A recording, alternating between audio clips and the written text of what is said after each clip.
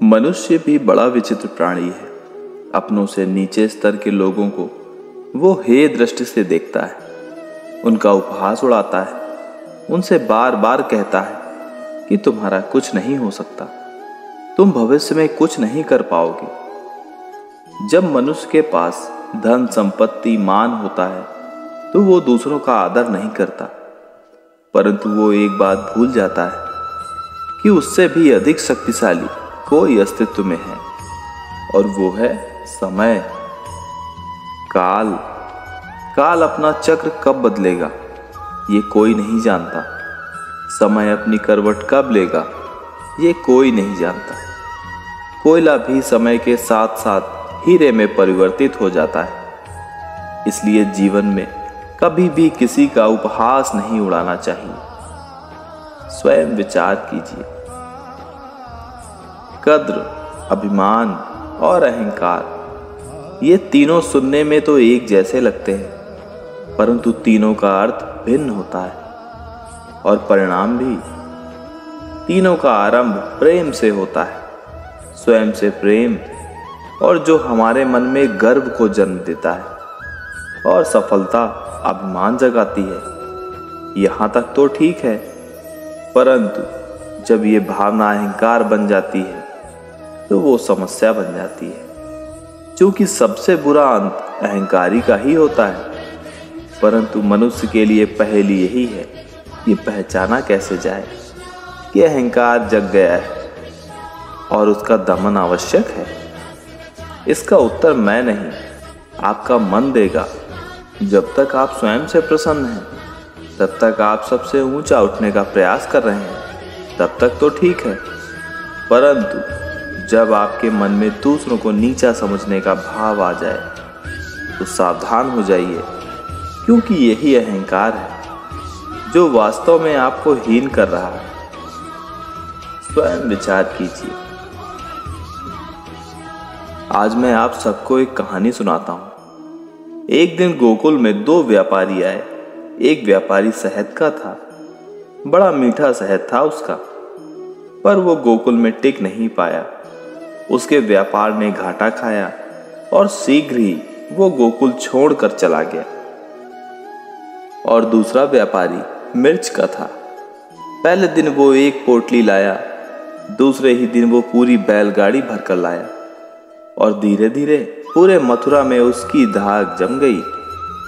मुझे बड़ा आश्चर्य हुआ, तो मैंने बाबा से पूछा कि एक मीठे शहद का व्यापारी कंगाल हो गया और एक मिर्च का व्यापारी धीरे धीरे नगर सेठ बन गया।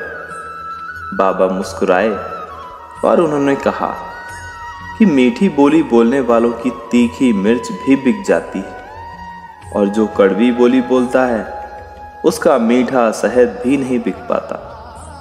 वाह, कितने उत्तम विचार हैं उनके, और उचित भी हैं। मनुष्य अपने जीवन में सदैव अपने वचनों से उठता है और अपने वचनों से ही गिरता है।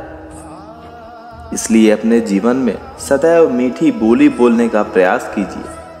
आपका जीवन सरल हो जाएगा। स्वयं विचार कीजिए। युवावस्था भी हमारे जीवन का कितना सुंदर काल होता है ना?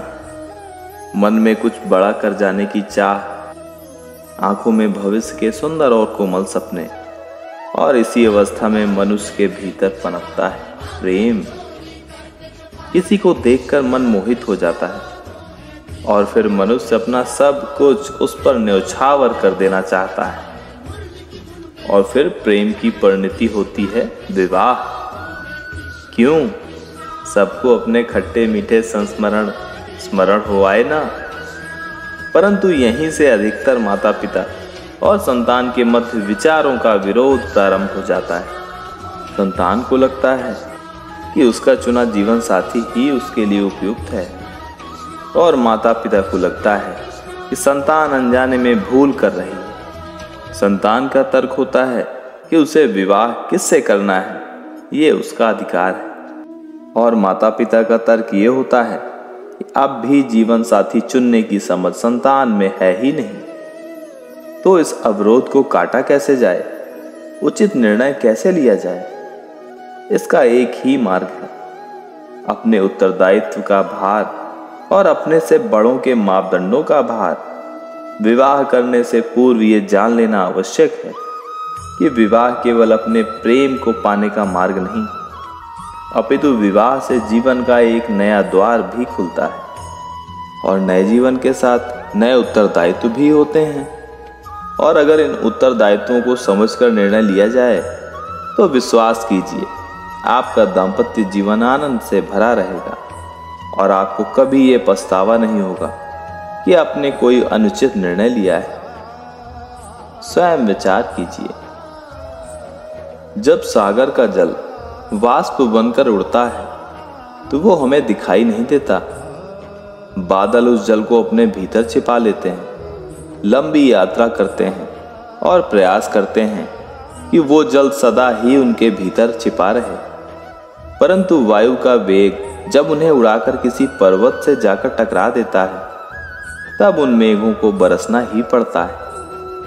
चूंकि यही नियति है, यही प्रकृति है, क्योंकि जल को सागर में जाकर मिलना ही है। ठीक ऐसा ही हमारे साथ भी होता है। हम सत्य अपने मन के मेघों में चाहे कितना छिपाने का प्रयास कर लें, परंतु समय की आंधी उसे वास्तविकता के पर्वत से टकराकर हमारे समक्ष ले ही आती है। जिस भय के कारण आप सत्य को सामने नहीं लेकर आना चाहते, एक दिन वही भय हमारे सामने आकर खड़ा हो जाता है और फिर हम लाचार हो जाते हैं, क्योंकि हमने तो उस भय का सामना करने की तैयारी ही नहीं की थी। इसलिए सत्य से भागे नहीं, उसे छिपाएं भी नहीं, उसे स्वीकार करें। भविष्य की बड़ी विपत्ति से बच जाएंगे। स्वयं विचार कीजिए, कभी कभी सबके जीवन में एक विचित्र समस्या अवश्य आती है कि शक्तिशाली के समक्ष मौन हो जाना पड़ता है, क्योंकि शक्तिशाली से विवाद करने से बचने के लिए आप मौन रह जाते हैं। मानता हूं, ऐसा करने से आप विवाद से बच जाते हैं, एक संघर्ष से बच जाते हैं, परंतु ऐसा बचाव एक बड़े संघर्ष को जन्म दे देता है। कैसे? हमारा मौन रहना अनजाने में उसका समर्थन बन जाता है और वो स्वयं को अधिक शक्तिशाली अनुभव करता है और यहां से हमारा दमन प्रारंभ हो जाता है। एक के बाद एक हम अन्याय में अनचाहे रूप से सम्मिलित होते चले जाते हैं। तो इसका तोड़ क्या है?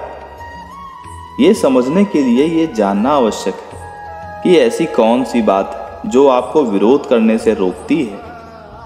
ये सामने वाले की शक्ति नहीं जो आपको रोकती है, यह आपके भीतर छिपा भय है जो आपको रोकता है। हाँ, कभी कभी भय आपकी सुरक्षा अवश्य कर सकता है, परंतु साथ साथ ये भी जानना आवश्यक है कि भय ही है जो आपको मौन भी रखता है।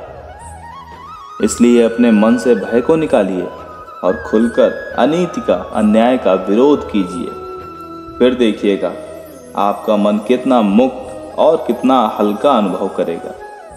स्वयं विचार कीजिए, प्रकृति ने हर जीव में एक भाव भरा है ताकि वह निश्चल ना रहे, कुछ ना कुछ कर्म करता रहे, और वो भाव है भूख। संसार में हर जीव, पशु पक्षी प्राणी परिश्रम करता रहता है अपनी इस भूख को मिटाने के लिए, परंतु क्या अन्य जीवों की भांति मनुष्य की भी भूख पेट तक ही सीमित रहती है? तन की भूख मिटाते मिटाते कब ये भूख मन की माया और तृष्णा में बदल जाती है, पता ही नहीं चलता। और अधिकतर ये तृष्णा धन संग्रहित करने तक ही सीमित रह जाती है। अपना जीवन जीना छोड़कर हम किसके लिए ये धन संग्रहित कर रहे हैं? आप आने वाली पीढ़ी के लिए? बड़ी विचित्र बात है। अपना जीवन जीना छोड़कर धन संग्रह करते करते आप अपने जीवन का सुख मिटा रहे हैं और आने वाली पीढ़ी को भी कर्म करने से बाधित कर रहे हैं। पूत कपूत तो क्यों धन संचय, पूत सपूत तो क्यों धन संचय। अपनी संतान को संस्कार दीजिए, धन नहीं। यदि संतान संस्कारी हो तो अपना स्वयं का एक संसार बना लेगी। यदि असंस्कारी हो तो आपका बना बनाया संसार यूं ही नष्ट कर देगी।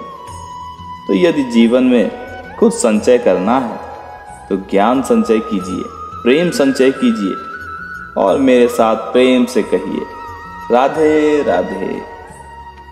स्वयं विचार कीजिएगा।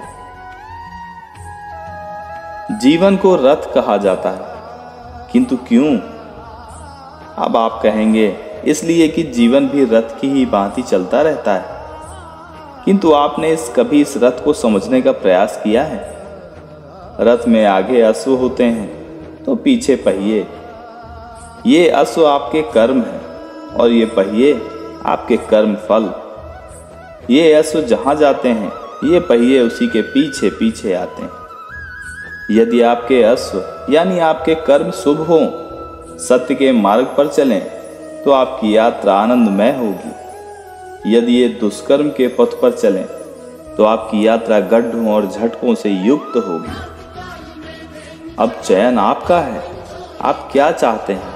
आपकी यात्रा आनंदमयी हो या पीड़ादायी? अपने कर्मों के अश्वों को नियंत्रण में रखिए। फल का पहिया सदैव आपको मधुर रास ही देगा। स्वयं विचार कीजिए। दोस्तों, आज के भाग में बस इतना ही। खुश रहिए, खुशियां बांटिए। राधे राधे।